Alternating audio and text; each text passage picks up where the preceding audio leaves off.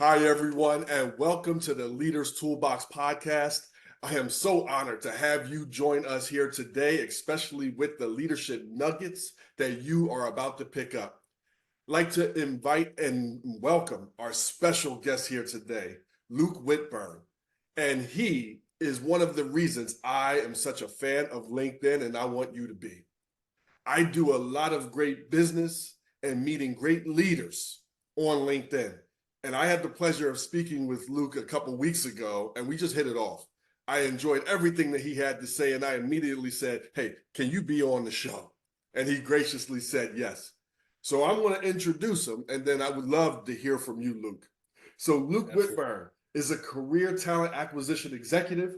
He's led teams across 12 states and has hired over 1,000, if not thousands, of people in his span and his tenure as an executive. So with the nuggets that he's going to drop here today, it's going to enhance not only your leadership and work-life harmony, but also that of those that you are leading. Welcome to the show, Luke. Yeah, it's great to be here. It's great. It's good to see you again. I'm excited to be part of this talk today, sharing the tidbit of wisdom that I can help with this extremely competitive world we have.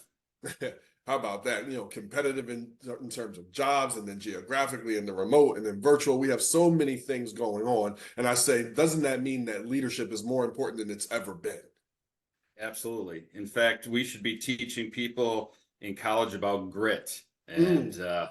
and so many more things about the in the weeds that we have as we evolve as a business community.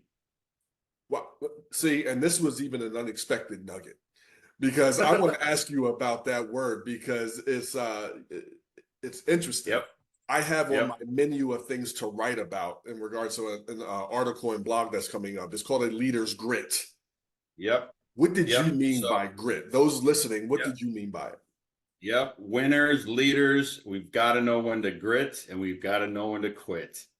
And it's a tough one. It's a big pill to swallow, but um, it's a incredible landscape out there right now. And so we've got to really have that grit and that layer of I'd even call it a layer of thickness to our skin. There's 5 generations of people working together. Mm. There's different mindsets. There's technology moving at the speed of light faster than ever before. These are all things that pile up to the ability to pivot and have grit. Wow. You mentioned something, and I want to dive a little bit deeper into that. You said, as leaders, we have to know when to grit and when to quit. And that last part, you guys listening, that last part hit me so hard because the quote that we all know is that winners never quit. And I have said, bull crap. Like Yeah. I quit a lot of things. Like it's knowing when to say this isn't working. And one of the things that I and hopefully my team and other entrepreneurs that I've seen is that we have great ideas and we'll put Right. all into an idea, but we also have a time frame of, okay, this isn't working, and now we have to evaluate and say, do we need to scrap it? Do we need to fine tune it? Or it's just time to pull the plug and move on to the next thing that's going to be successful. And so when I talk about grit in that context, it could be leaving the job or it could be leaving a project. And one of the things that I've always shared with the teams throughout my many years in my career is fail and fail often, right? We know that term. And this is what I base this um, term of quitting on is to learn from it, take stock, Mm-hmm. regroup, maybe do another gap analysis, and maybe involve different people. One of the key points about being a leader that we many times miss is looking beyond the horizon and not just what's in front of you. And that's where we can kind of figure out when to quit and when to grit, right? Yes. And it's interesting that you said that too, because I always think, and I often joke, about the visionary. I said, I bet you Blockbuster Video wish they had listened to their visionary because there was somebody in that room that said, "Hey guys, I think we need to quit doing what's been working. And I think that's the hardest thing as leaders and as people. We've had success. It's easier to quit when things have just bombed and they're not working, they're not producing. It is harder to quit when things have been successful. You're still yielding some results, but now it's time to quit doing it and either upgrade or move on to a new way of doing things.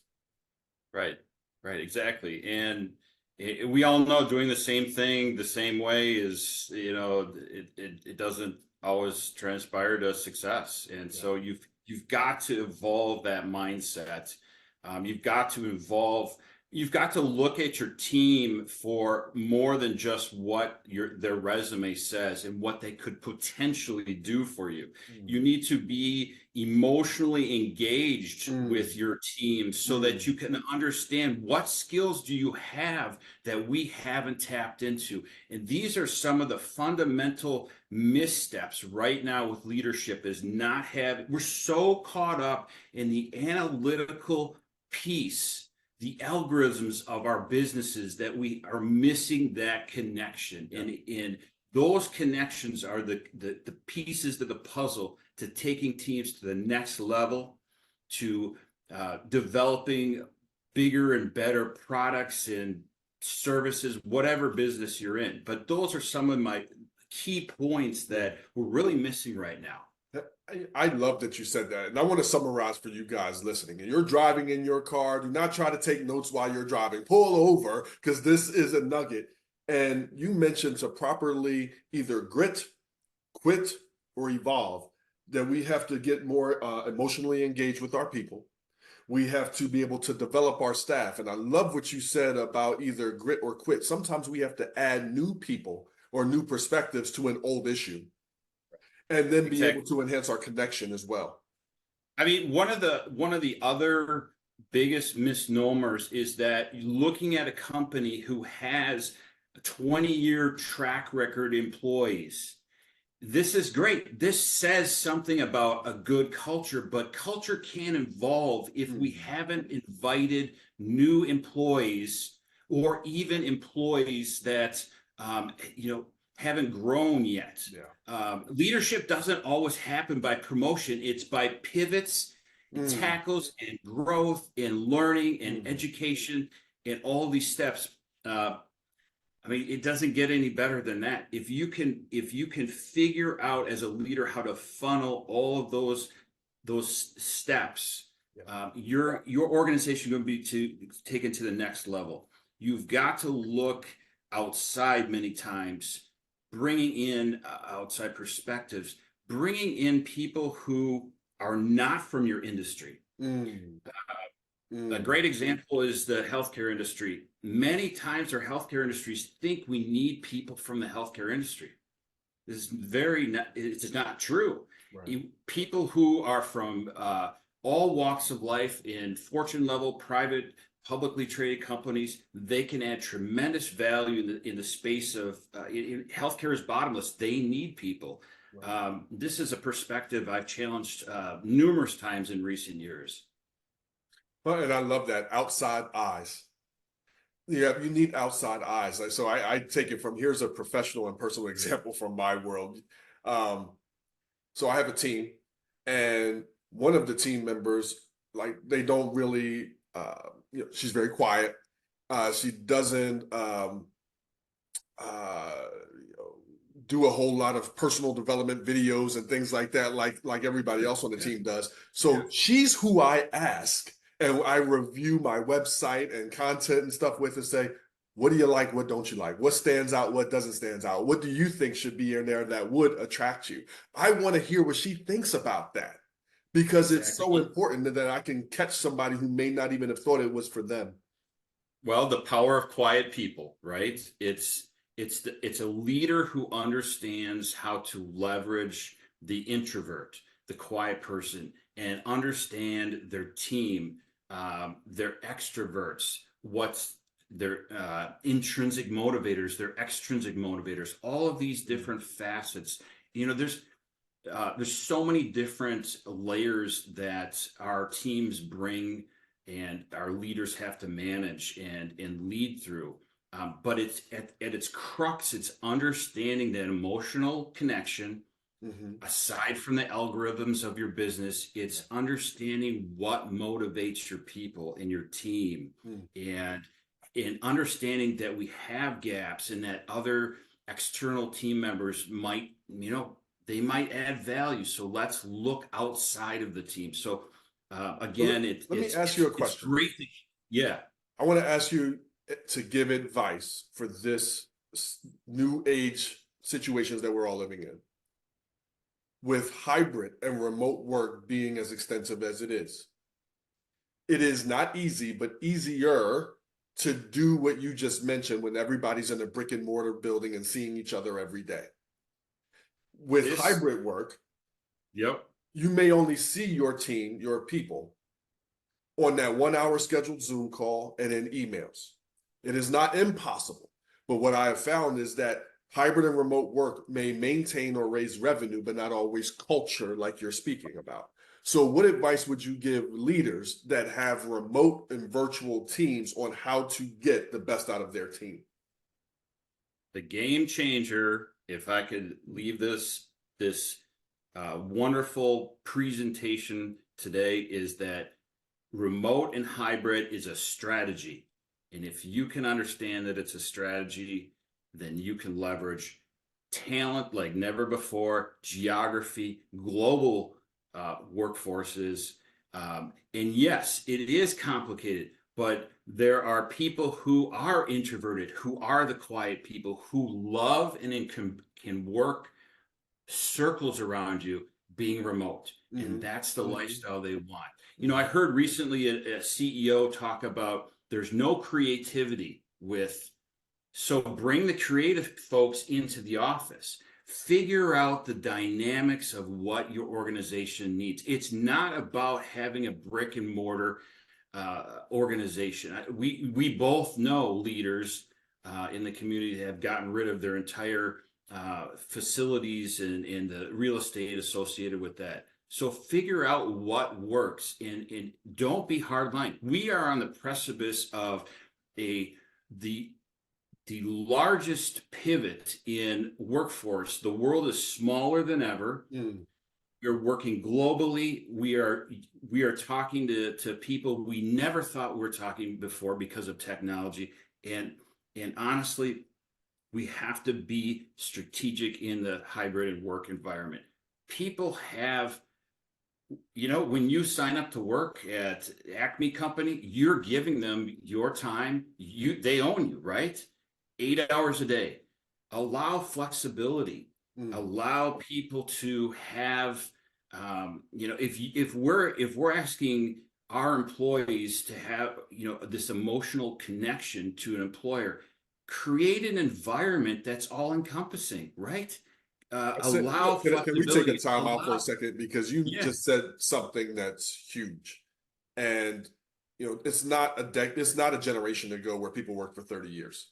And anytime that I've heard someone, and this is whether in a professional relationship or personal relationship, exclaim and have a temper tantrum about loyalty, my first question is, have you created an environment worth staying loyal to? Right. It is a two-way street. Yeah, it is. It is. And if we're going to be leaders in a global economy, we have got to create a workforce and a following and an environment that is inspiring. There's just no other way about it. Make your biggest asset, which is your people, impenetrable, and figure out ways to promote, to educate, to inspire, to give positive, transparent feedback, real time, and motivate. And it's easy for us, the two of us, to say this today on the call, but you've got to figure this out. And one thing I see executives missing is this emotional intelligence piece, right? This is the golden key to understanding your teams. if you haven't gone through an executive program for emotional intelligence, you need to do it. I don't care if you're a junior VP or the chairman, do it so you can understand these are the most important pieces of the future of the workforce, right? Love it. I love it. Thank you. I told you, you guys, get your notebooks ready. So here's my next question for you. Yeah. What is your favorite part about leadership? And then we're going to get the shovel out to go a little bit further in that. So what's your favorite part of leadership? My favorite part of leadership is creating an emotional connection to my team, inspiring, giving them the tools that they need to be the best that they can be. And you know what? I am at a point in my career, I need no accolades. I am all about the people and the team. And that is all that really matters to me, is to see people grow, grow, grow. And it's incredible how we, as leaders, we have this immense responsibility, but we have this tremendous opportunity to see people grow, and we're missing that right now. We really are. We want people to be slotted, and we need them to grow and to aspire. And if it means leaving your company, let's help them do that. Yes. This is one of the biggest gaps that I see right now in the workforce. And I'm applauding you guys listening to this. You can't see me applauding, because it's something that there's a such thing as good turnover and bad turnover. Bad turnovers, they're leaving because of you. They're leaving because of organizational dysfunction, etc.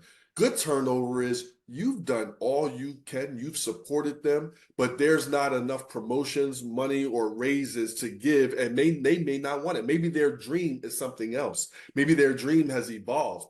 But since most people are going to go in 3 to 5 years, are they going good?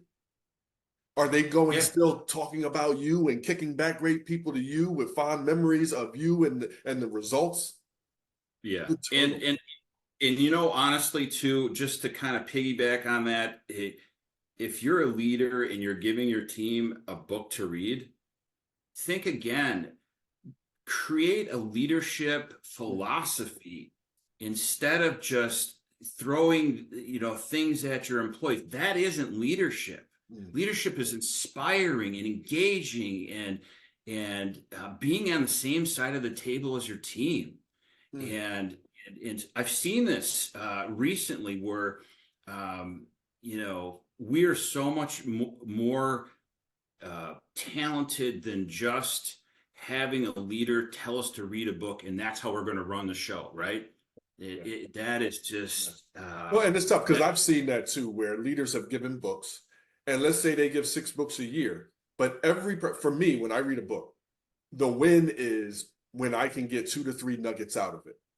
But if I give a team of 15 people the same book to read, everybody got a different 2 to 3 nuggets. What are we doing? And what we haven't even discussed is that everyone's interpretation in how they read the book, we're not even discussing it. That's what we need to do if we're going to be leaders, is pull those nuggets out, pull those processes out, pull those inspirations out and share them. I'm a huge proponent of TED Talks, right? What can we pull out from one inspiring TED Talk? This should be part of the professional growth of it. It's a free MBA in knowledge, right? Or coursework, right? It's another creative way to think about inspiring your teams. Share this, do this on a monthly or quarterly basis. Don't just give a book and say, yeah, this is how we're going to do it, right? Because that's just, it's poor, Well, I love that. So I'm going to ask a question just so I'm sure I'm correct here, because I would ask, this is what we talked about doing as your best and favorite part of leadership. I was going to ask, what advice could you give, one piece of advice that you could give to leaders that are listening to this, that they could actually do and apply? And it sounds like, like you could do the book club, you can do a TED Talk a few times a year or quarterly or however, and say, okay, what are we going to do? Did I hear you right, or is there anything that you would add as a piece of advice that somebody can do tomorrow? Yeah, absolutely. Those are all parts of the the puzzle. Be connected to your employees, and even the employees that might not be your direct reports. Be Mm, transparent, be engaging, create confidence in your team. mm, Okay, it's so important. Be emotionally engaged. And again, I said this earlier when we started the talk today. We are so, as leaders, into the weeds on algorithms and data and KPIs. We're missing that connection with our people. yes. And it's a finite balance today because we've got to hit our numbers. We all know that. But at the same time, we've got to inspire, and through inspiration and having that connection, that's how we retain people and grow people. So that's my tidbit. That you said a word is confidence. And for those of you who are listening who don't know, I played football at every level, and even though I went and I had a great experience, I had a great career. I didn't go as far and play as long as big as I wanted, uh, but confidence got in the way of that. You can be good, but until you know you're good, you play different. And sometimes it takes a little help. So there's employees that know they're good and are ready to be good, but they're being silenced. There's other people who, may have an inkling of an idea, but never even saw themselves in that position or doing that project. And it may take you as a leader to say, hey, you can do this. I see this in you. And Yeah. I'm going to allow you to fail with grace. Just fail fast. So, hey, Yeah. this is something that we can do. What do you, and my big questions are, one, if I give this as a leader, if I give this responsibility to somebody, one, do they want it? Two, why do I want them to have it? Three, then I want to ask them, what are you excited about and what are you anxious about? We're going to have our one-on-one meetings throughout so there's not surprises. And then at the end, I call this a leader's book ending, at the end, what did you love about it? What would you teach somebody that's coming up behind you? So I know that they got it. They know that they got it. They're confident, and I don't have to train the next person because they can. Yeah, and I just want to piggyback on that too. If we're going to teach people skills and invest the time in it, let's make sure they can apply it right away. Right. Statistically, all of this training goes out the window unless we can have our teams apply what they've learned, right?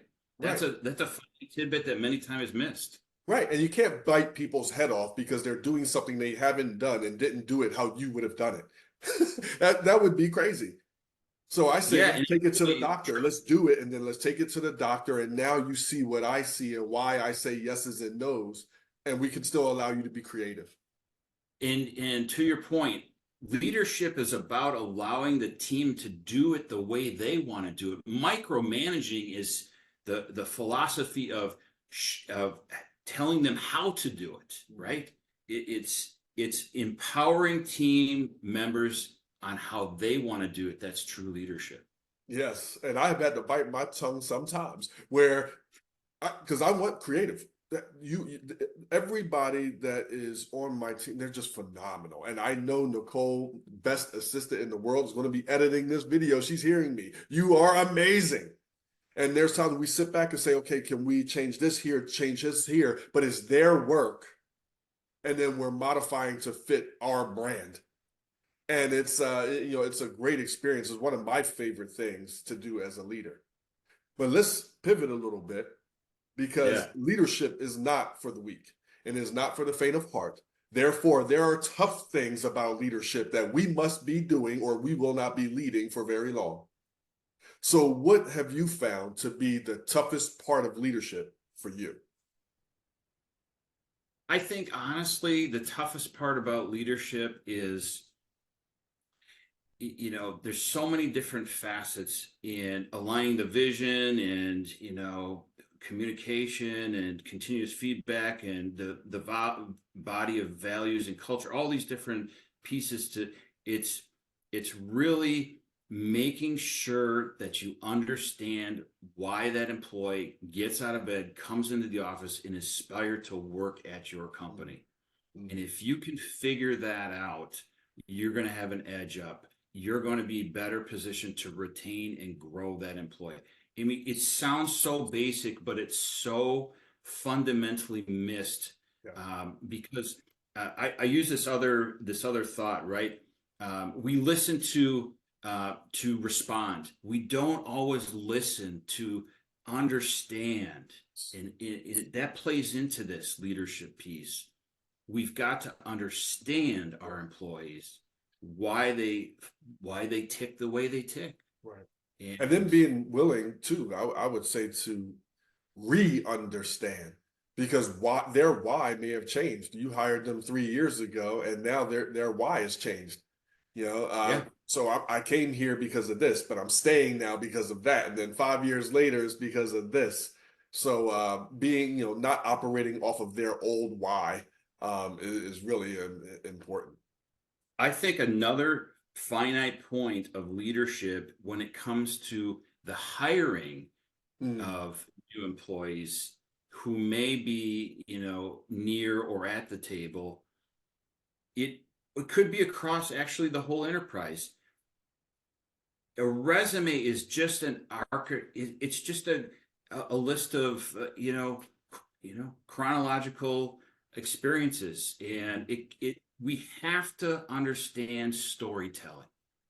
And if we can articulate and train and share how our teams can understand storytelling, they're going to see a whole new level of applicants, just because somebody got caught in a riff or a furlough or private equity reset doesn't mean that they're a job hopper. They have grit. I'm going back to grit. They have grit to keep going, get in that batter box, right. and go. And so when we as leaders can understand how we need to share this wisdom with the recruiters and talents and hiring managers at the enterprise level, this is wisdom they need. And they have the keys to the organization, and they're missing a lot of key potential, uh, you know, Wow. current and future employees.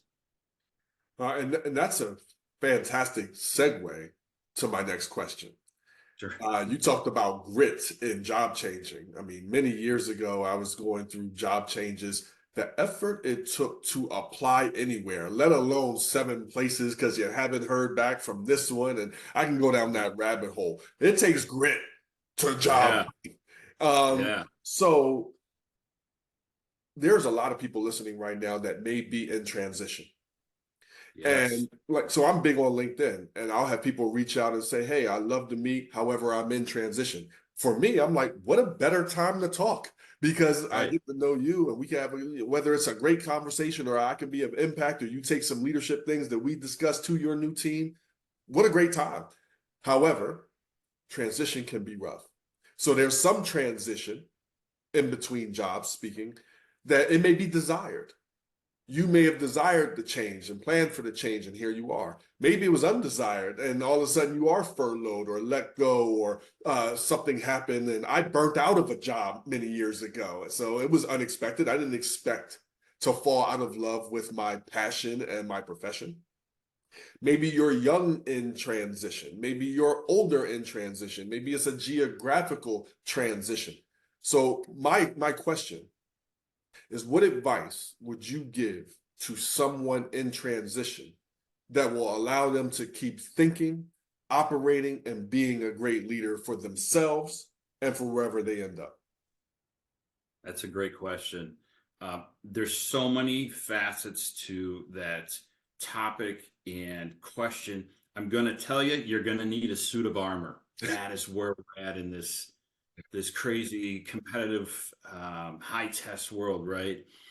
Whether you're very young, coming out of college, or you're in a senior level role. Transition is difficult. It can erode your confidence. It can, it can take you down that rabbit hole, like you said.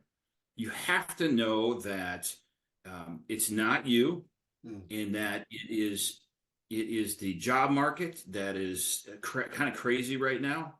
I've seen an uptick in 2024 thus far, which is wonderful. But you've got to have a plan. You Mm. can't execute anything without a plan. And you have to try to understand. If you're young, you can transition multiple times. As you get a little older, you want to try and figure out what it is you love to do. Mm. Maybe it's working for yourself. Maybe it's working for a fortune level company. When we talk about a plan, we want to have a resume. We want to have LinkedIn. We want to have, a whole barrage of different tactics, people in our corner pockets, influencers that we're following that can keep our minds busy, because that's the key to Mm. transition, is keeping Mm. our minds busy. That's the rabbit hole you don't want to go down if you're not busy. So I've told senior executives or college grads, professional studies during transition, Mm. right? You can get a certificate, you can learn a new skill, you can easily do a gig if you want to do a gig, but you've got to hone and you've got to cut through maybe the BS and get to what it is that you want to do, right? And I give this talk many times about the top down, and you know, I'm all about calling the CEO. I'm all about talking to the board. I'm all about getting that referral. And if you're mid market manager, if you're a mid career, you've worked with the executives. Call them, introduce them. It is uh, this path that we must take Right. in order to be competitive. Mm. Clicking and applying will not get you Right. anywhere. You have got to talk to the hiring And managers, and figure it out. it's easier than it's ever been. Oh, LinkedIn it is. Oh, provides you it can put for in you. 500. Yeah, yeah. You could put in 500 apps in a week and point, click, point. It is.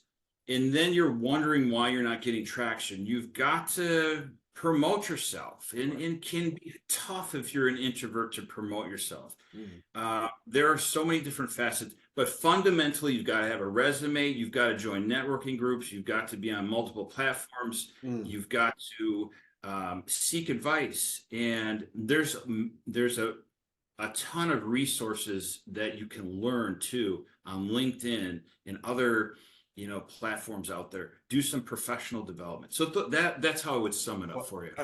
and I want to recap because I wrote this stuff down while you were talking. And those of you guys listening, here's the 5 points. So you're Yeah, in transitioning, and I love how you said whether you're young, whether you're older, whether it's geographic, desired, or undesired. Number one, have a suit of armor because you ain't going to yeah. hit back from some, you're going to get shot down from others, and it is not for the weak.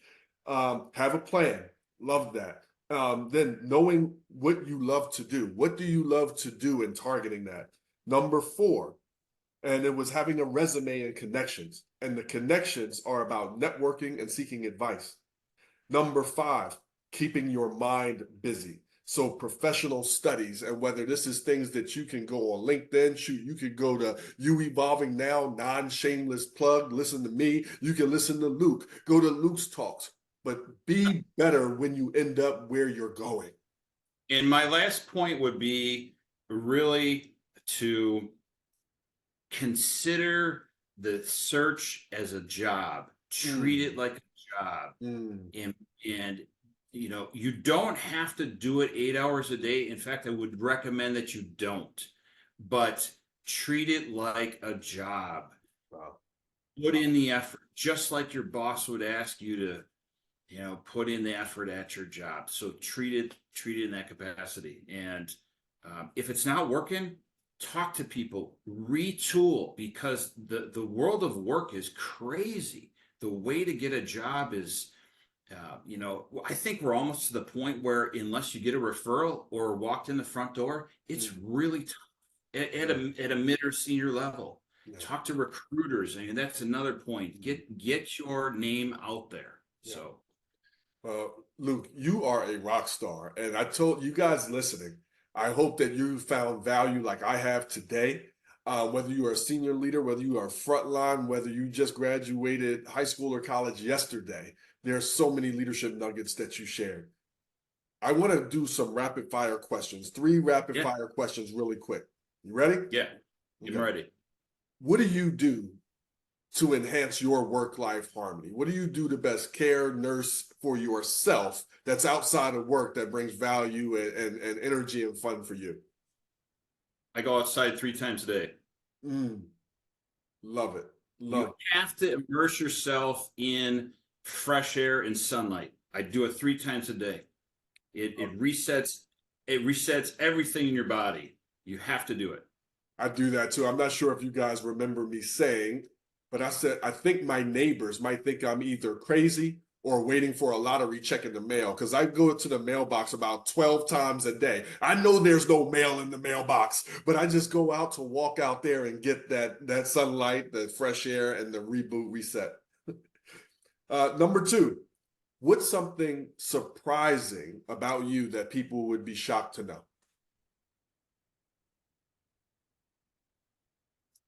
Shocked to know.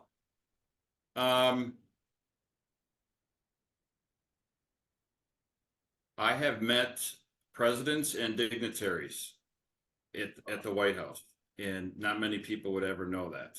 That is And awesome. I've had the distinct pleasure of experiencing that. Yeah, that would be something not many people would know. That is really cool. Last one. What advice would you give to for instance, I have one child coming out of college, my oldest daughter coming out of college. I have one going in for what he feels he wants to do, and that's great. What advice would you give a new frontline person going into a job that's ready to be great? Learn and listen, observe, ask questions. You have to ask questions. And if I can teach anyone anything, there is no dumb question. You just have to immerse yourself in it. Study the industry that you're in. Be the best that you can be in the job that you're in that industry. Even if it's, you should know your competitors better than yourself. That's something I've said for 25 years. That's something anybody coming into a job, you should be going to your interview knowing the resume of the person that you're interviewing with. That is how specific we need to be today. Wow. Yep. You can find everyone's resume online and you can study it and you can understand where they went to college, who they're connected to, who they follow, who inspires them. These are all key points to then talk. Wow. Yeah. Oh, that's great. That's actually something that I do on LinkedIn, where I love going to LinkedIn and seeing where people reside, like where are they doing business from. When we get on the call, we chat. Well, hey, how is the weather there? Or hey, I was there. Or what do you like most about being there? Where should I visit when I come there? And it's such a lighter conversation that breeds more human to human connection than the business and negotiating and different things like that. Yeah. So my final question is, how can people get in touch with you? They want to hear more. They want to connect with Luke Whitburn. How do they get in touch with you? Anyone can connect with me on LinkedIn. Send me an invite.